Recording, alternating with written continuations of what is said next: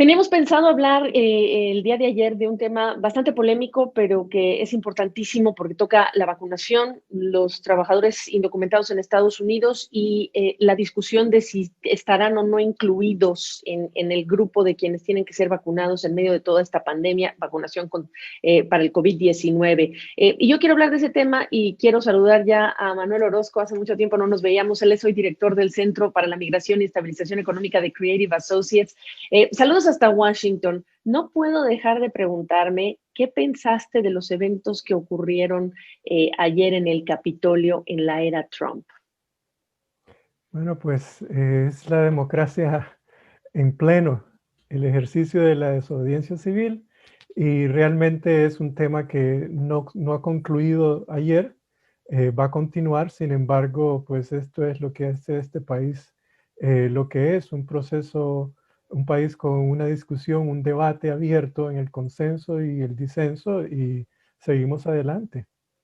Yo te lo pregunto porque hablaba yo con expertos de seguridad e inteligencia y les decía que si hay una cosa que llama mucho a los latinoamericanos, centroamericanos, mexicanos que por años han viajado desde sus países a Estados Unidos, a esa tierra prometida, pues si hay un factor que llama mucho la atención es la ley y el orden. Estados Unidos no solamente es atractivo para ellos por la paga, los dólares, sino el factor de la ley y el orden, Manuel.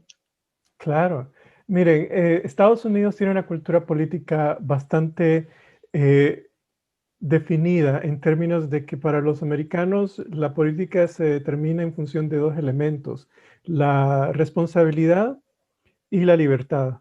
Y siempre hay un ejercicio, un esfuerzo por hacer un balance por ambas cosas.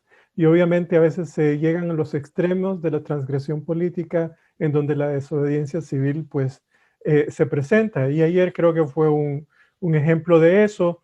Las manifestaciones sobre Black Lives Matter es un ejemplo también de la desobediencia civil desde otro ámbito. Y en realidad, pues los latinos sí comentaban un poco sobre el espectro de acuerdo con sus experiencias de un golpe. Obviamente no estaba muy lejos de esa realidad lo que ocurrió ayer. Sin embargo, es con lo que uno asocia estas realidades. Pero la diferencia entre Estados Unidos y muchos países de América Latina es precisamente el respeto al Estado de Derecho y a estos elementos de la cultura política, el sentido de responsabilidad y de libertad. Y entonces ahí siempre hay un pleito, ¿verdad?, sobre los dos, pero se termina respetando el Estado de Derecho. Y esto es muy importante porque también va a estar para la discusión de muchos días después de lo que pasó el día de ayer, y con esto cierro esta primera parte de mi conversación contigo, pues el hecho de que en una protesta de Black Lives Matter tuviste el despliegue de la policía, el ejército, en aquellos días cuando también hasta Trump salió y con una Biblia en la mano se tomó esta foto que tanta polémica causó en una iglesia cercana a la Casa Blanca.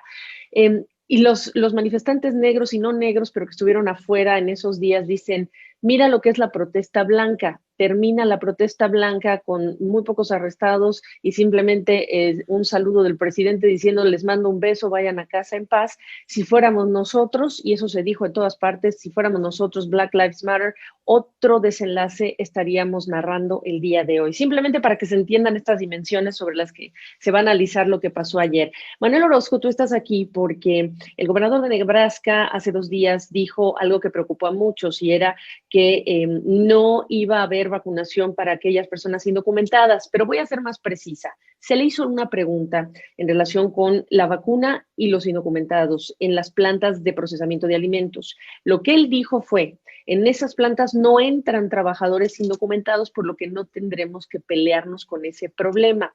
Pero tú sabes mejor que yo que eso está lejos de ser la realidad. ¿Cómo empiezas este análisis?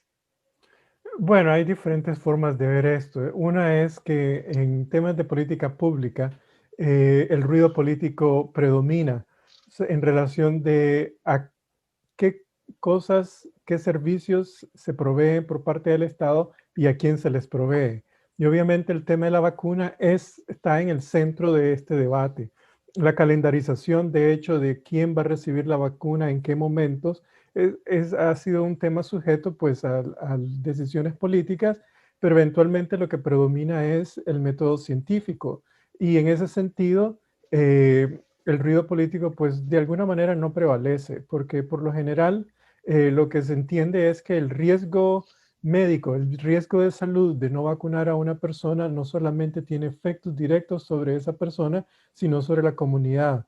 Y cuando estamos hablando de trabajadores esenciales o indispensables, como se dice en español, pues estamos hablando de una población que se encuentra en contacto directo con más de 100 personas diariamente. Entonces, poner esa situación de riesgo, estás hablando de crear un efecto directo de extender la pandemia. Por lo tanto, el problema no es político, sino es un problema médico, científico, el cual se va a manejar de esa manera.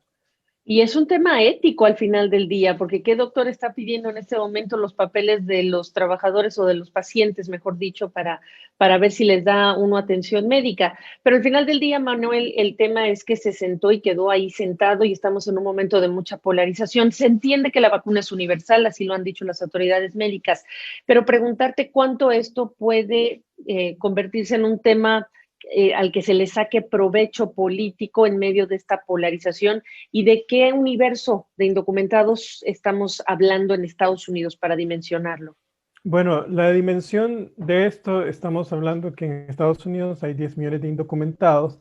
10 En millones. términos de inmigrantes en Estados Unidos, sí.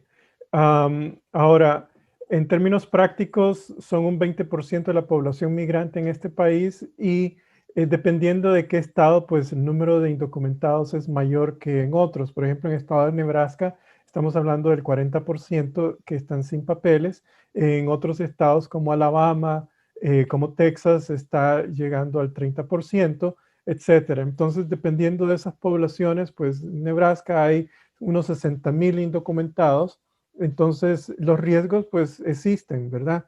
Ahora, todo depende de la situación a nivel de Estado, de las decisiones que se tomen, pero la realidad es que de esa población hay un grupo fuerte que son trabajadores indispensables. En términos prácticos, estamos hablando prácticamente que el 50% de los inmigrantes trabajan en puestos indispensables, en construcción, en supermercados, en farmacias, en otras tiendas de alimentos e incluso muchos son trabajadores domésticos que en algunos estados son considerados trabajadores indispensables, babysitters, por ejemplo. Los estados con mayor número de indocumentados, ¿cuáles son? Bueno, en términos de números absolutos, el valor, estamos hablando de California, estamos hablando de Texas, New York. En relación con la población total migrante no es un número muy grande, pero sí estamos hablando de números sustanciales. Alrededor del 15% de los inmigrantes en California están indocumentados, pero estamos hablando de 6 millones de latinos ahí. Manuel Orozco, entonces, ¿le ves prosperar esta intención política? Yo creo que no, pero fue mal interpretada y fue mal explicada por parte del gobernador. Correcto, todo es político y el tema de la migración ha sido uno de los temas más polarizantes en la política nacional de Estados Unidos en los últimos 20 años. Si vemos las encuestas sobre los temas que si favorecen o no favorecen la migración o la inmigración indocumentada o el asilo político, etcétera, siempre hay una división bastante tajante, un 50-50, un 49-51%. Es uno de los temas más divisorios en el país. Por otro lado, aunque todo es político, hay prioridades y el tema de la inmigración no está en este momento dentro de las prioridades de la administración. Hay otros temas prioritarios que van a estar en la discusión. Hay aspectos como la protección de la frontera que tal vez pueda asumir un rol más importante, el tema de los chicos bajo DACA e incluso el TPS. Entonces, Claro. cada político escoge sus pleitos y en este caso van a haber pleitos más importantes. Por último y no menos importante, lo que sí está sucediendo es que vamos a llegar a las etapas de vacunación donde no solo sean los médicos, y en algunos estados estamos hablando de personas de la tercera edad, pero ya hay federaciones de trabajadores que están pidiendo ser las siguientes en la fila. Y el tema de trabajadores indocumentados va a incluirlos dentro de lo que hay que pensar en quiénes deben seguir. ¿Qué ves pasando en cómo van a abordar este tema las autoridades? Y sobre todo porque cuando hablas de las federaciones de sindicatos, tú entiendes, los agrícolas, por ejemplo, tienen en el entendido, no son ingenuos, de que esa es la realidad, que hay muchísimos trabajadores indocumentados. ¿Cómo ves ese plan de vacunación y a los trabajadores indocumentados incluidos en ellos? Mire, este tema, más que el asunto de los indocumentados, es un asunto de una agenda postergada en Estados Unidos sobre derechos laborales y sindicalismo. En Estados Unidos se había, de alguna manera, postergado el debate del sindicalismo en Estados Unidos en los últimos 15 años y ha vuelto a asumir revuelo, en parte por lo que ocurrió durante la administración de Donald Trump, con un montón de trabajadores que querían cierta protección y fueron los que votaron por el presidente, pero también por un movimiento sindicalista que ha venido creciendo en una época postmoderna bastante compleja. Entonces, yo creo que el tema de los indocumentados se ha convertido en un tema de agenda, de muchos elementos de la agenda de la sindicalización en Estados Unidos, que había sido muy débil, que se había debilitado en los últimos 20 años, pero que está volviendo a reencontrarse con la administración Biden. Exactamente, y aquí cuando hablamos de los esenciales, pues no solamente esenciales para la pandemia cuando conviene, solamente lo que son las tareas pendientes, los rezagos que se han dado en Estados Unidos, pues que ha aprovechado por tanto tiempo y de esta manera tan a oscuras la mano de obra de millones de indocumentados. Te agradezco mucho este análisis, Manuel, un fuerte abrazo y feliz 2021 para ti y los tuyos. Igualmente, mucho gusto.